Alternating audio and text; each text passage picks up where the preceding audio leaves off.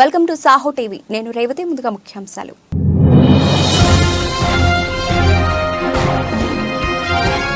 Albert Einstein college of medicine విద్యా సంస్థకు భారీ విరాళం. విద్యార్థుల ట్యూషన్ ఫీజు మాఫీ.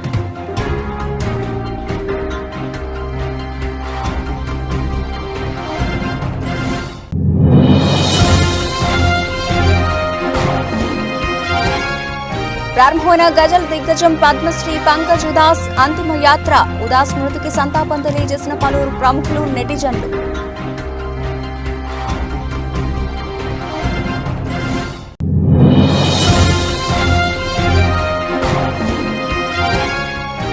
ప్రధాని మోదీతో శభాష్ అనిపించుకున్న జర్మన్ సంతతికి చెందిన సింగర్. తమిళనాడులోని పల్లడంలో మోదీని కలిసిన కాసాండ్రా మెస్పిట్మన్.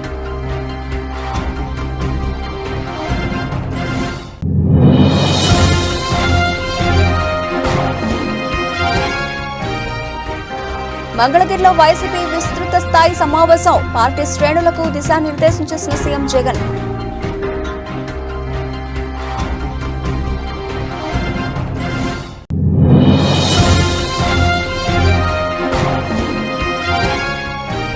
బుగ్గపాడు గ్రామంలో అన్నపూర్ణ సహిత మోక్ష రుద్రేశ్వర స్వామి ప్రతిష్టా మహోత్సవ కార్యక్రమం. ముఖ్య అతిథిగా హాజరైన వ్యవసాయ శాఖ మంత్రి తుమ్మల నాగేశ్వరరావు.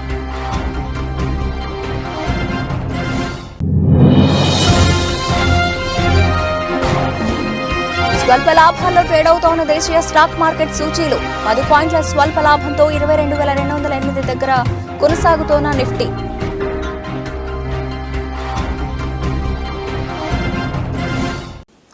రైట్, డీటెయిల్స్ చూస్తే యునైటెడ్ స్టేట్స్లోని Albert Einstein college of medicine విద్యా సంస్థకు భారీ విరాళం అందడంతో ఆ కాలేజీలో చదువుకుంటున్న విద్యార్థులందరికీ వార్షిక ట్యూషన్ ఫీజును మాఫీ చేస్తున్నట్లు ప్రకటించింది. ఈ కళాశాలకు అనుబంధ ఆసుపత్రి మోంటెఫియోర్ మెడికల్ సెంటర్ ఉన్నాయి. ఈ కళాశాలకు అనుబంధ ఆసుపత్రి మోంటెఫియోర్ మెడికల్ సెంటర్ ఉన్నాయి. ఈ కాలేజీ యునైటెడ్ స్టేట్స్లోని వెనుకబడిన ప్రాంతంలో ఉంది. అధికారులు తెలిపిన వివరాల ప్రకారం ఈ ప్రాంతంలో ఆరోగ్య పరిస్థితులు అధ్వానంగా ఉన్నాయి. కాలేజీ యాజమాన్య విద్యార్థుల ట్యూషన్ ఫీజు మాఫీకి సంబంధించిన ప్రకటనను సోషల్ మీడియాలో పోస్ట్ చేసింది. ఈ ప్రకటన విన్న విద్యార్థులంతా ఉత్సాహంగా చప్పట్లు కొడుతూ ఆ వీడియోలో కనిపించారు. ఈ విరాళాన్ని Einstein board of trustees chairman, Montefiore health system board member Ruth L Gottesman అందించారని కాలేజీ యాజమాన్యం పేర్కొంది. I'm happy to share with you that starting in August this year, the Albert Einstein College of Medicine will be tuition free.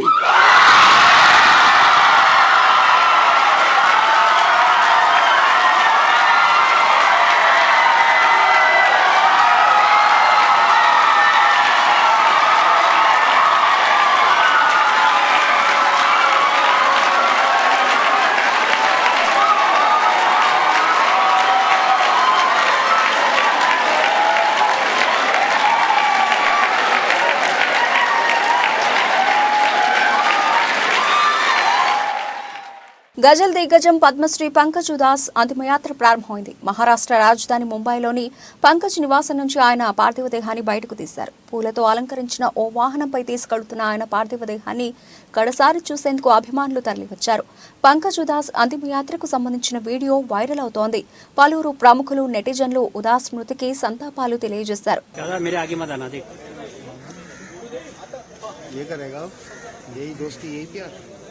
आगे होता ना बस side को ना और पीछे जाओ नहीं बस भाई डायलॉग मारो पुराना वाला 2 मिनट रुक घर जाओ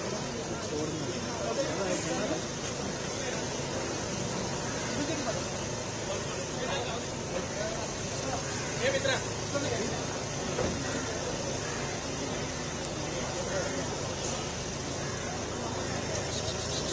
दादा साइड दादा मोबाइल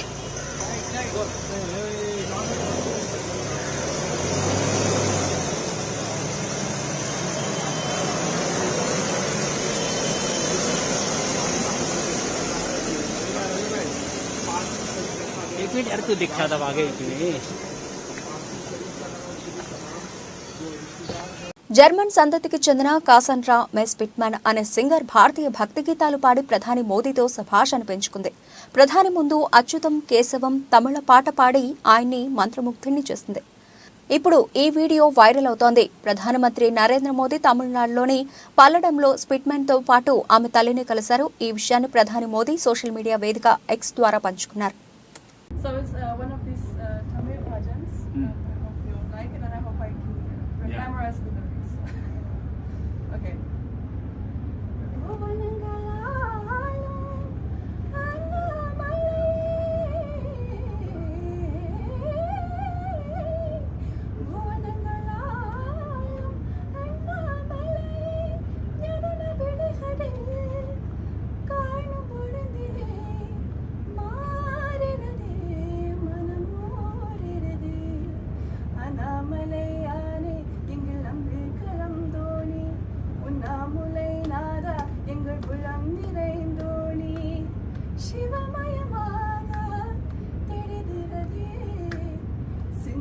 शिवयोगं वरहिरदे सिंदै शिवयोगं वरहिरदे. తాను అధికారంలో ఉంటేనే పేదవాడు బాగుపడతాడని సీఎం జగన్ అన్నారు. మేము సిద్ధం, బూత్ సిద్ధం వర్క్షాప్లో సీఎం మాట్లాడుతూ, నేను సీఎంగా ఉంటే లంచాలు లేకుండా బటన్ నొక్కడం ఉంటుంది. నాడు నేడు ద్వారా స్కూళ్ల రూపురేఖలు మారాయి. విలేజ్ క్లినిక్లు పనిచేస్తాయి. మహిళల రక్షణ కోసం దిశ యాప్ తీసుకొచ్చాం. ఆయుధం మీ చేతుల్లో పెట్టా, గెలిపించే బాధ్యత కూడా మీదే అని పేర్కొన్నారు. అది కుప్పమైనా సరే, ఇచ్చాపురమైనా సరే ఎందుకు జరగకూడదు అని అడుగుతా ఉన్నా. ఎస్, కొద్దో గొప్ప మన ప్రత్యర్థులు రకరకాల కాస్ట్ ఫీలింగ్స్ తీసుకొస్తారు. ఎందుకంటే ఇక్కడ జరిగేది కాస్ట్ వార్ కాదు, ఇక్కడ జరిగేది క్లాష్ వార్. పేదవాడు బ్రతకాలి అనంటే వైఎస్ఆర్ కాంగ్రెస్ పార్టీ రావాలి. పేదవాడు బాగుపడాలి అనంటే వైఎస్ఆర్ కాంగ్రెస్ పార్టీ రావాలి. పేదవాడికి భవిష్యత్తు ఉండాలి అనంటే వైఎస్ఆర్ కాంగ్రెస్ పార్టీ రావాలి. ఈ అంశం ప్రతి ఇంటికి కూడా వెళ్ళి చెప్పగలగాలి. ఇక నేను చేయగలిగిందంతా నేను చేశా. మీ చేతుల్లోకి ఎవ్వడు, ఏ రాజకీయ పార్టీ, ఏ రాజకీయ నాయకుడు ఎప్పుడు ఇవ్వని ఆయుధాలు మీ అందరి చేతుల్లో నేను పెట్టా.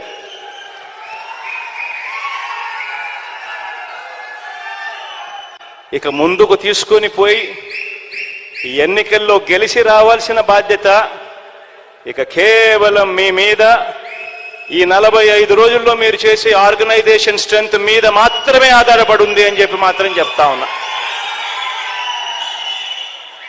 ప్రతి ఒక్కరూ కూడా రెట్టించిన ఉత్సాహంతో పోండి. మంచి చేశాం, మంచి చేసి ఓటు అడుగుతా ఉన్నామన్న ఒక గొప్ప సంతృప్తితో పోండి. పోయి ఈసారి మాత్రం, లాస్ట్ టైం నాకు 151 వచ్చాయి, లాస్ట్ టైం 22 ఎంపీలు వచ్చాయి.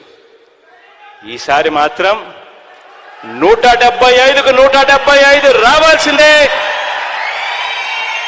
ఆ దిశగానే అడుగులు పడాలి. మంత్రి అమర్నాథ్పై పాయకరావుపేట టీడీపీ అభ్యర్థి వంగలపూడి అనిత సంచలన వ్యాఖ్యలు చేశారు. దీనిపై తాజాగా మంత్రి అమర్నాథ్ స్పందించారు.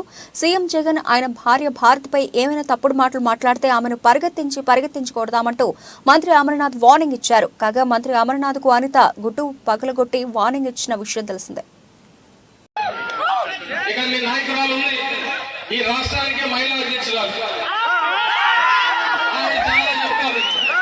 మొన్న ఆ పప్పు కొన్ని తీసుకొని వచ్చారు. నాకైతే ఆవిడ గురించి మాట్లాడడం కూడా ఇష్టం లేదు. ఎందుకంటే మనం మాట్లాడితే ఆవిడ స్థాయి పెరుగుతుంది. అనవసరంగా మాట్లాడాల్సిన పని లేదు. జగన్మోహన్ రెడ్డి గారికి చాలా ఎక్కువగా మాట్లాడుతుంది. జగన్మోహన్ రెడ్డి గారికి ఇంకొకసారి జగన్మోహన్ రెడ్డి గారి గురించి ఏమైనా తప్పుడు మాటలు మాట్లాడినా, భారతమ్మ గురించి ఏదైనా తప్పుడు మాటలు మాట్లాడినా పరిగెట్టించి కొడతామంటారు.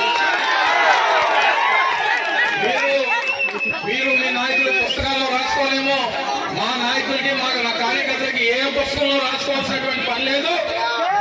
ఏదైనా తేడా వస్తే పరిగెట్టించి కొడతామనేటువంటి అర్థమైనటువంటి విధంగా రేపు ఎన్నికల్లో ఓట్ల ద్వారా చూపించాల్సిందిగా మిమ్మల్ని అందరినీ కూడా కోరుకుంటూ మరొకసారి హృదయపూర్వకంగా పెద్ద జోగి గారిని ఆశీర్వదించమని చెప్పి మిమ్మల్ని అందరినీ కోరుకుంటూ సెలవు తీసుకుంటున్నాను. వచ్చే ఎన్నికల్లో ముఖ్యమంత్రి జగన్ ను ఓడించండని ఆంధ్రప్రదేశ్ పంచాయతీరాజ్ ఛాంబర్ అధ్యక్షుడు వైవీబీ రాజేంద్ర ప్రసాద్ పిలుపునిచ్చారు. ఆయన డాబా గార్డెన్స్ విజేఎఫ్ ప్రెస్ క్లబ్ లో జరిగిన మీడియా సమావేశంలో ఆయన మాట్లాడుతూ రాష్ట్రంలో 12,918 గ్రామాల్లో గల 3.50 కోట్ల ప్రజల కోసం ఢిల్లీ వరకు ఉద్యమం చేస్తున్నామని గుర్తు చేశారు. ప్రభుత్వం మొండి వైఖరి వీడడం లేదు. 16 న్యాయమైన డిమాండ్ల సాధనకు నిరసన కార్యక్రమాలు నిర్వహిస్తున్నామని, అన్ని జిల్లా కలెక్టర్ల కార్యాలయాల వద్ద నిరసన తెలియజేస్తున్నాము. అన్ని రాజకీయ పార్టీల ఎంపీటీసీ, జెడ్పీటీసీ, కౌన్సిలర్ల, కార్పొరేటర్ల ద్వారా అసెంబ్లీ, పార్లమెంట్ ఎన్నికల్లో వైసీపీ ఓటమి కోసం పిలుపునిచ్చాం. వైసీపీ ఓటమితోనే గ్రామాల అభివృద్ధి జరుగుతుందని ఈ సందర్భంగా పేర్కొన్నారు. ఎన్నికైనటువంటి మా సర్పంచుల్ని, ఎంపీటీసీలని, కౌన్సిలర్స్ని, కార్పొరేటర్స్ డమ్మీలను చేసి మా సర్పంచులకి, ఎంపీటీసీలకు ఉన్నటువంటి అధికారాలని తీసుకువెళ్ళి గ్రామ సచివాలయాలకి, వాలంటీర్లకి ఇవ్వటం ఎంతవరకు సమంజసం? మేము ముఖ్యమంత్రి గారిని ప్రశ్నిస్తున్నాం. ఇది రాజ్యాంగ వ్యతిరేకం కాదా? ఇది చట్ట వ్యతిరేకం కాదా? భారతదేశ రాజ్యాంగంలో 73, 74 రాజ్యాంగ సవరణ చట్టాల్లో ఆర్టికల్ 243G 11వ షెడ్యూల్లో. అందరికీ నమస్కారం అండి. గత 3 సంవత్సరాల నుంచి మేము రాజీ లేని పోరాటాలు చేస్తున్నాం, ఎన్నో ఉద్యమాలు చేస్తున్నాం. గల్లీ నుంచి ఢిల్లీ వరకు ఉద్యమాలు చేసుకొని నిరాహార దీక్షలు, అలాగే ఉద్యమాలు, ధర్నాలు ఎన్నో చేశాం. కానీ ఈ రాష్ట్ర ప్రభుత్వం నిమ్మకు నీరెత్తినట్టు స్పందించట్లేదు. దీనిలో భాగంగానే మేము మలిదశ ఉద్యమాన్ని స్టార్ట్ చేశాము.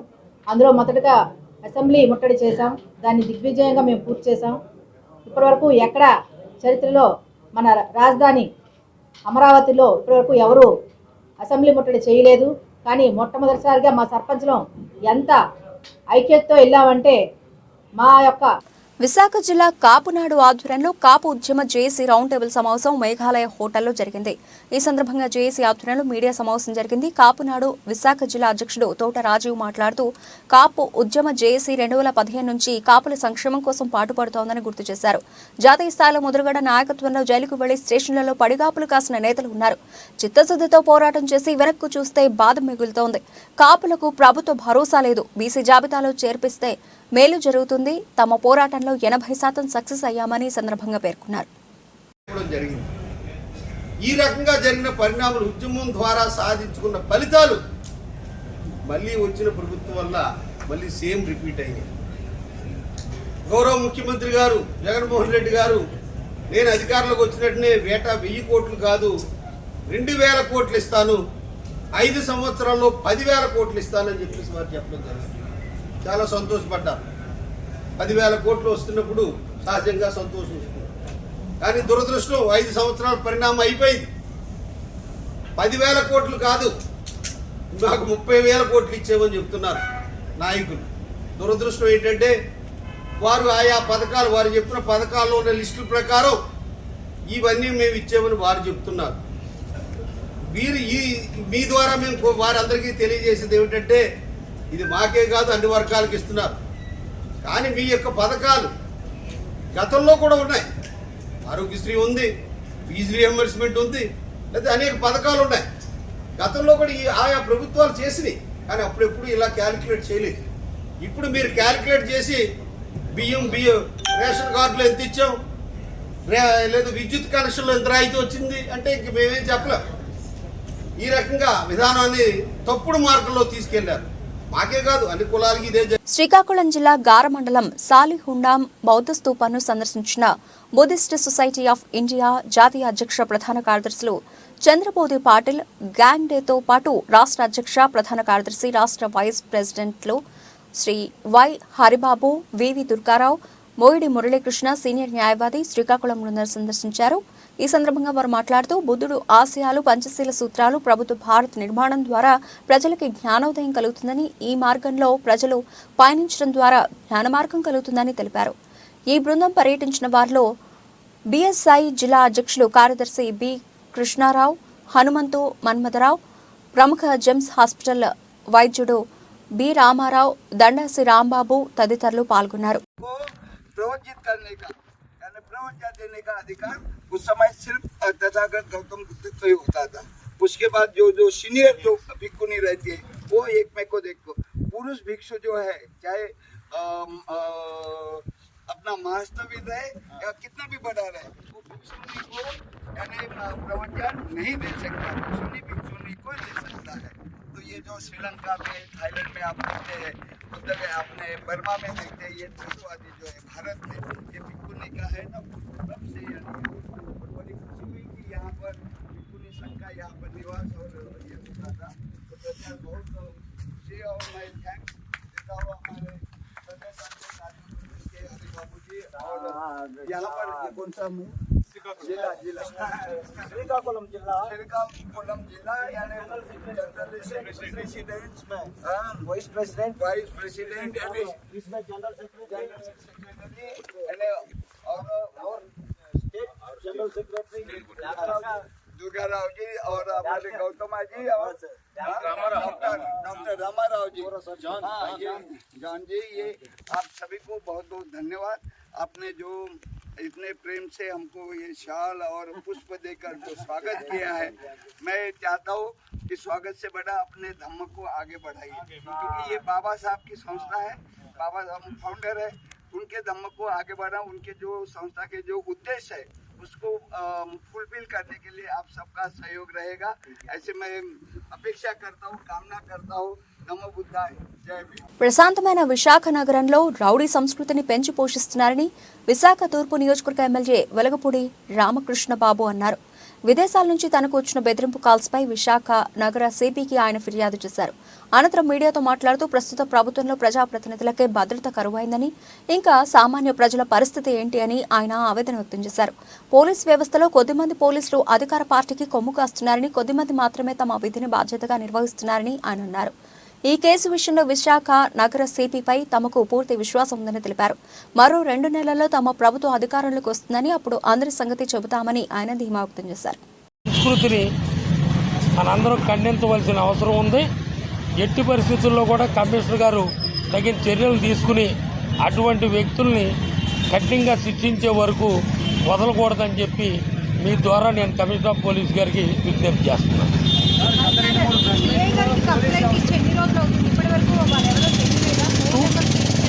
2 days అయిందమ్మా, అందుకే మళ్ళీ కమిషనర్ గారి దృష్టికి తీసుకొచ్చాము. మేము తప్పకుండా ఐడెంటిఫై చేస్తాం, ఎఫ్ఐఆర్ బుక్ చేస్తాం, ఖచ్చితంగా కఠినమైన చర్యలు తీసుకుంటాం, ఇటువంటి ఉపయోగించమని కమిషనర్ ఆఫ్ పోలీస్ గారు చెప్పడం జరిగింది. ఆయన చెప్పిన దాన్ని బట్టి నాకైతే ఆయన చేస్తారని అనుకుంటున్నాను. లేదంటే కనుక మళ్ళీ కమిషనర్ గారిని కలుస్తాం, లేకపోతే 2 నెలల తర్వాత మా ప్రభుత్వం వచ్చుద్ది, చట్టం దాని పని తప్పకుండా చేస్తుంది. ఇటువంటిది వదిలే ప్రసక్తి లేదు.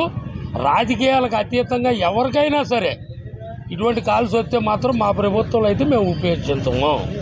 గత మీడియా సమావేశంలో పోలీసులు వైకాపా కార్యకర్తలు వ్యవహరిస్తున్నారు, పోలీసులు మాకు నమ్మకం లేదని డెఫినెట్గా ఇప్పుడు ఈ పోలీస్ కంప్లైంట్ ఇవ్వడం వల్ల వీరు న్యాయం చేస్తారని మీకైతే నమ్మకం ఉందా? నేను మొన్న ప్రెస్ మీట్లో కూడా అదే చెప్పాను. పోలీస్ డిపార్ట్మెంట్లో కొందరు అధికారులు వైసీపీ కండువా. రాజేంద్రనగర్ సర్కిల్ మైలార్దేవుపల్లి డివిజన్ బృందావన్ కాలనీలోని ఆర్యన్ స్కూల్లో 38వ ప్రపంచ సైన్స్ డే పురస్కరించుకుని సైన్స్ ఫెయిర్ కార్యక్రమం ఏర్పాటు చేశారు. ఈ కార్యక్రమానికి ముఖ్య అతిథిగా DRDO BrahMos programme director outstanding scientist Raja Singh Thangaduri, school chairman Mahender రెడ్డిలు పాల్గొన్నారు. సైన్స్ ఫెయిర్లో భాగంగా విద్యార్థులు తయారు చేసిన వివిధ రకాల నమూనాలను పరిశీలించారు.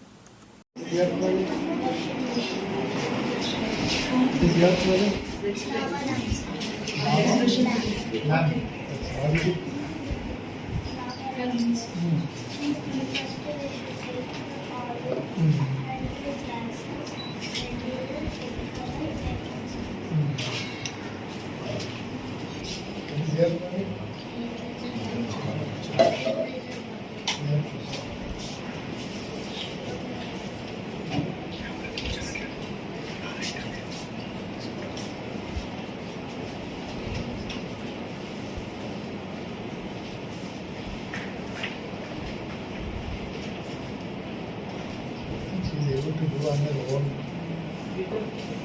Yeah, practice.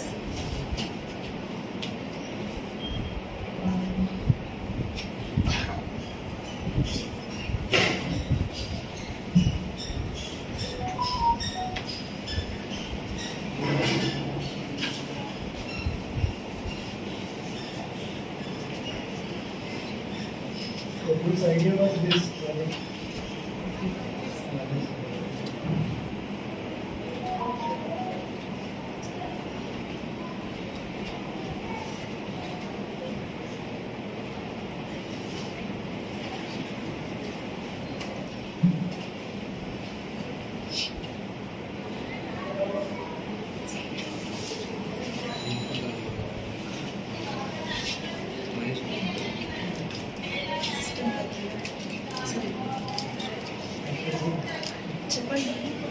కొమరంభీం ఆసిఫాబాద్ జిల్లా సిర్పూర్ టీ మండల కేంద్రంలోని సాంఘిక సంక్షేమ బాలుర గురుకుల పాఠశాలలో నిర్వహించిన పోలీసులు మీకోసం కార్యక్రమంలో భాగంగా 10వ తరగతి పరీక్షలు రాస్తున్న మండలంలోని విద్యార్థులకు జిల్లా ఎస్పీ కె సురేష్ కుమార్ ముఖ్య అతిథిగా పాల్గొని DSP Karunakar, CI Sadiq Pasha, SI Dikonda Ramesh, principal Balaraju సంగీతలతో కలిసి మండలంలోని సాంఘిక సంక్షేమ బాలికల పాఠశాల, సిర్పూర్ కాగజ్ నగర్ కేజీబీవీ ఆశ్రమ బాలికల పాఠశాల, ఈడెన్ గార్డెన్ ప్రైవేట్ స్కూల్ ప్రభుత్వ ఉన్నత పాఠశాల 10వ తరగతి విద్యార్థులకు పరీక్షా సామాగ్రి, ఎగ్జామ్ ప్యాడ్స్, జామెంట్రీ బాక్స్ పంపిణీ చేసిన అనంతరం సిర్పూర్ టీ ఎస్ఐ దికొండ రమేష్ ఆధ్వర్యంలో 10వ తరగతి అవగాహన కార్యక్రమంలో విద్యార్థులను ఉద్దేశించి జిల్లా ఎస్పీ సురేష్ కుమార్ మాట్లాడుతూ కృషి, తపన, పట్టుదల, సమయపాలన విజయానికి ముఖ్య సూత్రాలు అవుతాయని అన్నారు. ఎగ్జామ్ని ఎట్లా పర్ఫెక్ట్గా డీల్ చేయాలి అనే విషయాల్ని వివరించిన డిపార్ట్మెంట్ ఆధ్వర్యంలో ఏర్పాటు చేసిన ఈ కార్యక్రమానికి అంటే మా DSP Kagaznagar, CI Kouthala, SI Sirpur T, principal of social welfare boys, principal of social welfare Kagaznagar girls Sangeetha గారికి, మోటివేషనల్ స్పీకర్ రాజు యాదవ్ గారికి, ఇతర హెచ్ఎంస్ అందరికీ, పాత్రికేయ మిత్రులకు, మా పోలీస్ స్టాఫ్కి, ఈ ముఖ్యంగా ఈరోజు ఈ కార్యక్రమానికి కర్మ కర్త క్రియ, ఈ కార్యక్రమానికి సెంటర్ పాయింట్ పిల్లలందరికీ నేను వచ్చే 20-25 నిమిషాల పాటు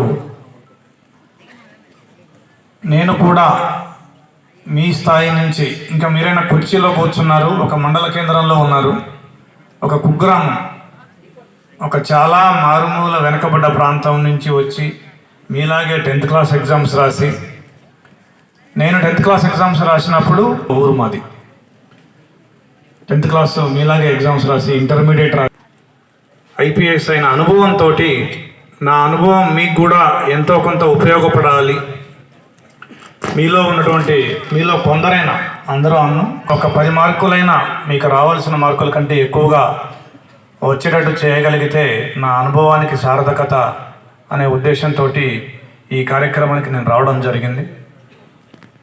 సో ముందుగా మీరందరూ అనుకోవచ్చు, ఎప్పుడు రాసే ఎగ్జామ్సే కదా, అసలు ఎందుకు 10th క్లాస్ ఎగ్జామ్స్ గురించే ఎందుకు ఇంత ఇంపార్టెన్స్ ఇస్తున్నారు, అసలు ఈ ఎగ్జామ్స్లో మనం మంచి మార్కులు సంపాదించాల్సిన అవసరం ఏంటి అని మీ అందరికీ ఒక డౌట్ రావచ్చు. దానికి నా సమాధానం ఏంటంటే, కష్టపడే తత్వం, మీ ప్లానింగ్, మీ యాటిట్యూడ్. మెదక్ మున్సిపాలిటీ బడ్జెట్ సమావేశం హడావిడిగా జరిగింది. అభివృద్ధి మీద మాట్లాడుతూ ఉంటే పలువురు బీఆర్ఎస్ కౌన్సిలర్లు బద్నాం చేసేందుకు ప్రయత్నిస్తున్నారని ఎమ్మెల్యే రోహిత్ ఆగ్రహం వ్యక్తం చేశారు. 10 లక్షల రూపాయలు ఇవ్వకుంటే పార్టీ మారిన వ్యక్తులు తన గురించి మాట్లాడడం ఏంటి? సొంత డబ్బులు ఖర్చు పెట్టి మెదక్ ప్రజల కోసం కొట్లాడతా ప్రజలు దోచుకుంటున్న నేతలను తరిమి కొట్టాలి అంటూ ఆయన ఫైర్ అయ్యారు. ప్రతిసారి బడ్జెట్ బడ్జెట్ అంటారు కానీ పనులు అవుతున్నాయి, ఏమన్నా పనులు అవుతున్నాయి. అక్కడ కుక్కలు ఎట్లా పడతాట మొత్తం నాశనం పట్టిస్తుంది. అంటే చిన్నపిల్లలకి ఏమైనా అయితే ఎవరికి బాధ్యత? నేను మెదక్ ప్రజల కోసం పనిచేస్తలేనా? మెదక్ ప్రజల కోసం మీరు పనిచేసేది అంటే నేను పని చేస్తుంటే పుల్ల పెట్టాలా? మైనంపల్లి రోహిత్కి మంచి పేరు వస్తే మేము సహించము. మంచి పేరు వస్తుంది కదా, ఇవాళ ఏదో లొల్లి చేయాలా, ఆగం పట్టేలా మీటింగ్ లో మళ్ళీ కాంట్రవర్సీ చేయాలి. ఇట్లాంటి కాంట్రవర్సీలు ఎన్నైనా ఇల్లు కాదు, వీళ్ళ అయ్యను తాతలు దిగొచ్చినా మేము భయపడతాం కాదు అని తెలియజేసుకుంటా ఉన్నాం. వాళ్ళ విధంగానే మేము ప్రవర్తిస్తే ఏమైతుంది? మా కార్యకర్తలు ఊస్తే కొట్టుకోపోతారు, ఊస్తే అర్థమైంది కదా, ఊస్తే కొట్టుకోపోతారు. నేను మాట్లాడే అవసరం లేదు. అంటే ఇలా కౌన్సిల్ మీటింగ్ ఎమ్మెల్యే గారు వస్తారు వదిలి పెట్టాలా, ఆగం చేయాలా, బద్నాం చేయాలి. ఈ ప్రయత్నం మీరు చేస్తూ ఉన్నారు. మెదక్ ప్రజలారా మీరు గమనించండి, గుర్తించండి. ఇట్లాంటి కొంతమంది వల్ల నేను ఎప్పుడు కూడా ప్రతి స్పీచ్ లో చెప్తుంటా, మన మధ్యలో కూడా దొంగలు లంగలు ఉంటారు, వాళ్ళ స్వార్థం కోసం, వాళ్ళ జేబులు నింపుకోవడం కోసం, వాళ్ళ పైసల కోసం ఖమ్మం జిల్లా సత్తుపల్లి మండలం బుగ్గపాడు గ్రామంలో శ్రీ విశ్వధర్మ క్షేత్రం ప్రాంగణంలో అన్నపూర్ణ సహిత మోక్ష రుద్రేశ్వర స్వామి ప్రతిష్ఠా మహోత్సవ కార్యక్రమానికి వ్యవసాయ శాఖ మంత్రి తుమ్మల నాగేశ్వరరావు ముఖ్య అతిథిగా హాజరయ్యారు. మంత్రి తుమ్మలకు పూర్ణ కుంభంతో స్వాగతం పలికారు. అనంతరం పూజా కార్యక్రమాల్లో పాల్గొన్న తుమ్మల తీర్థ ప్రసాదాలను స్వీకరించారు. ఈ నెల 24 నుండి శ్రీ విశ్వధర్మ క్షేత్రం ప్రాంగణంలో ప్రతిష్ఠా మహోత్సవాన్ని పురస్కరించుకుని వైభవంగా కార్యక్రమాలను నిర్వహిస్తారు.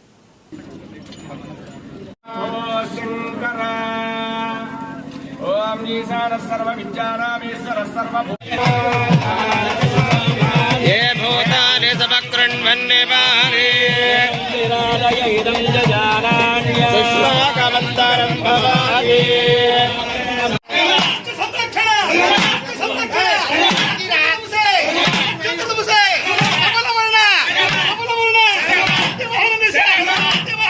ఖమ్మం జిల్లా సత్తుపల్లి పట్టణంలో ఇంటర్ మొదటి సంవత్సరం పరీక్షలు ప్రశాంతంగా ప్రారంభమయ్యాయి. మొత్తం సత్తుపల్లి పట్టణంలో 7 పరీక్షా కేంద్రాలను ఏర్పాటు చేశారు.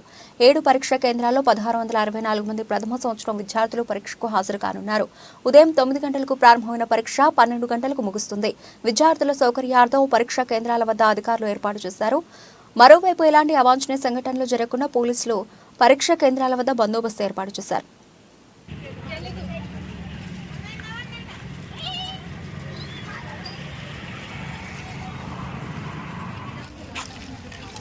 బాగుంది, బాగుంటుంది.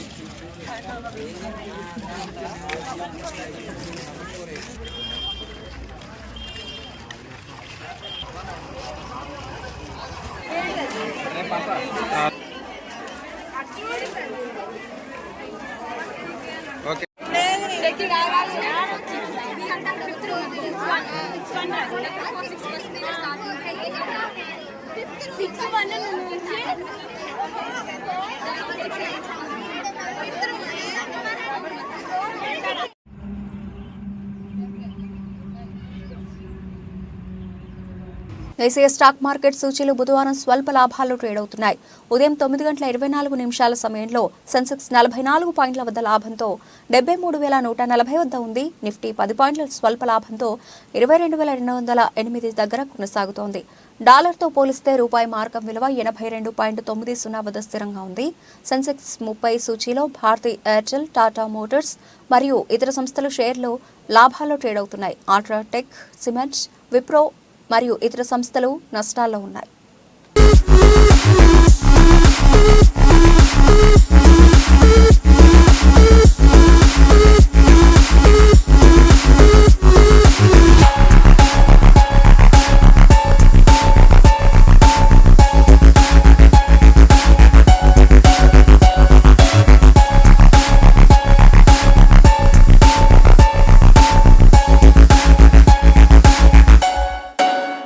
బులెటిన్ ముగించే ముందు హెడ్లైన్స్ మరోసారి.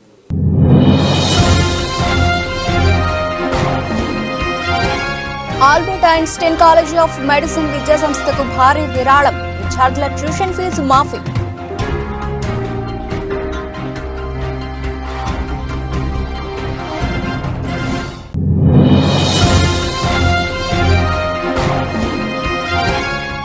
ప్రారంభమైన గజల్ దిగ్గజం పద్మశ్రీ పంకజ్ ఉదాస్ అంతిమ యాత్ర, ఉదాస్ మృతికి సంతాపం తెలియజేసిన పలువురు ప్రముఖులు, నెటిజన్లు.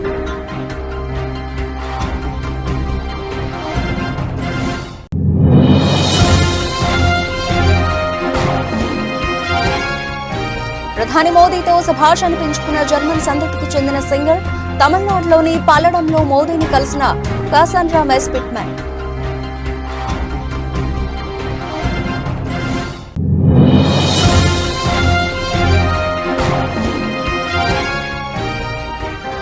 మంగళగిరిలో వైసీపీ విస్తృత స్థాయి సమావేశం, పార్టీ శ్రేణులకు దిశానిర్దేశం చేసిన సీఎం జగన్.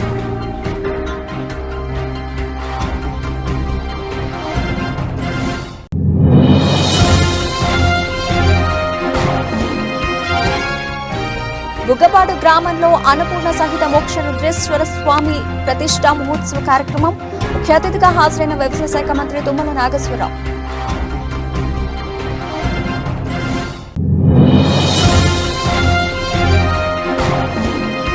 స్వల్ప లాభాల్లో ట్రేడ్ అవుతోన్న దేశీయ స్టాక్ మార్కెట్ సూచీలు 10 పాయింట్ల స్వల్ప లాభంతో 22,208 దగ్గర కొనసాగుతోన్న నిఫ్టీ.